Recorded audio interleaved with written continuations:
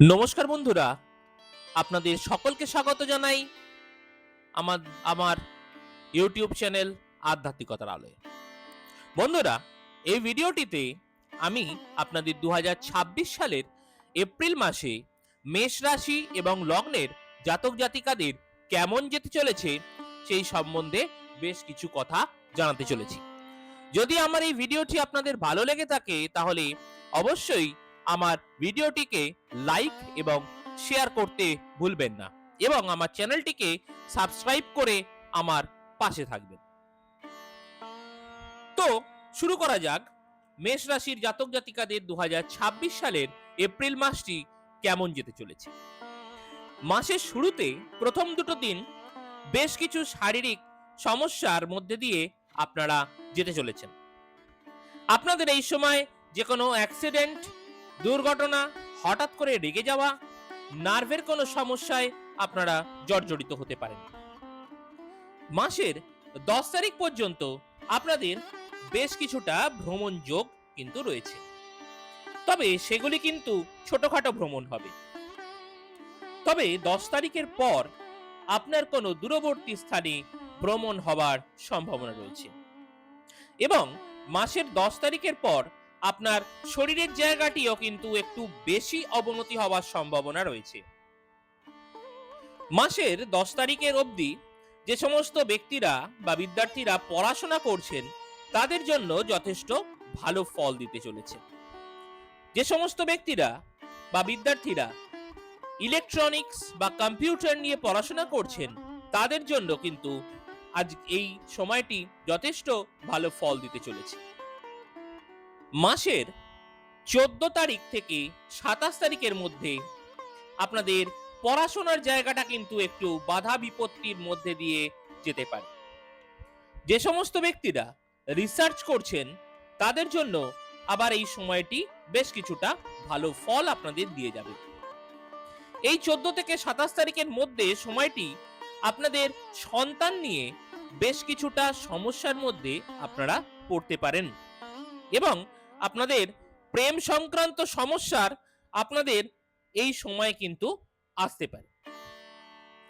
এই সময়টিতে আপনাদের জ্ঞান কিন্তু আরো প্রগাঢ় হতে পারে এবং আধ্যাত্মিক চেতনা এবং আধ্যাত্মিক জ্ঞানও আপনাদের এই সময় কিন্তু যথেষ্ট পরিমাণে বাড়বে এবং আধ্যাত্মিকতার চিন্তায় আপনারা এই সময় মগ্ন থাকবেন।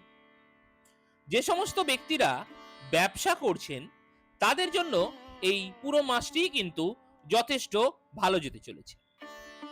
বিশেষ করে যে সমস্ত ব্যক্তিরা মহিলাদের ব্যবহৃত জিনিসপত্র এবং পারফিউম, জামা কাপড় ইত্যাদির ব্যবসা করেন তাদের জন্য এই মাসটি যথেষ্ট ভালো যেতে চলেছে। যে সমস্ত ব্যক্তিরা বিবাহ করতে চাইছেন তাদের জন্য কিন্তু এই মাসে বিবাহের যোগ অবশ্যই রয়েছে। এই প্রসঙ্গে একটি কথা বলে রাখি যে আগামী 21শে এপ্রিল অর্থাৎ 7ই বৈশাখ বিবাহের দিনক্ষণ কিন্তু রয়েছে। এই মাসটিতে আপনাদের পরিবারের সাথে আপনারা বেশ কিছু ভালো সময় অতিবাহিত করতে পারবেন। পরিবারের মধ্যে বিভিন্ন রকমের আনন্দ অনুষ্ঠানের মাধ্যমে এবং পরিবারের সদস্যদের সঙ্গে বেশ কিছু গাঢ় সম্পর্ক বা সদ্ভাব আপনাদের তৈরি হবার সম্ভাবনা কিন্তু রয়েছে।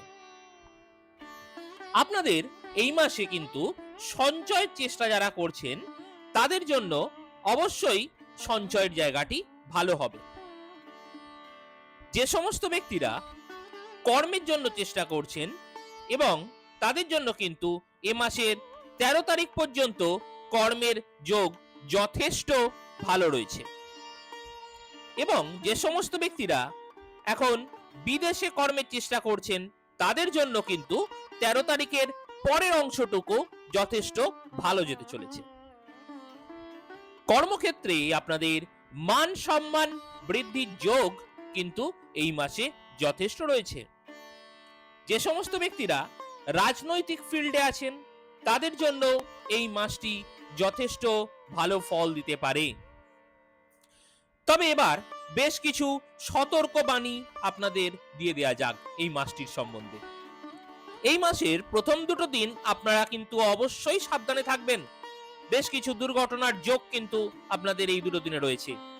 এবং 2 তারিখের পর যখন শনি মঙ্গলের যোগ ঘটবে আপনাদের দ্বাদশ ঘরে, তখন কিন্তু অপারেশন বা হসপিটালাইজেশনের মতো সমস্যা আপনাদের জীবনে আসতে পারে।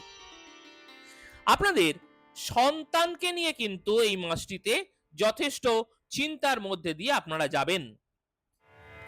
এই মাসটিতে আপনারা অবশ্যই প্রতিদিন হনুমান চালিসা পাঠ করুন এবং শনি মন্দিরে গিয়ে পূজা দেবার চেষ্টা করুন।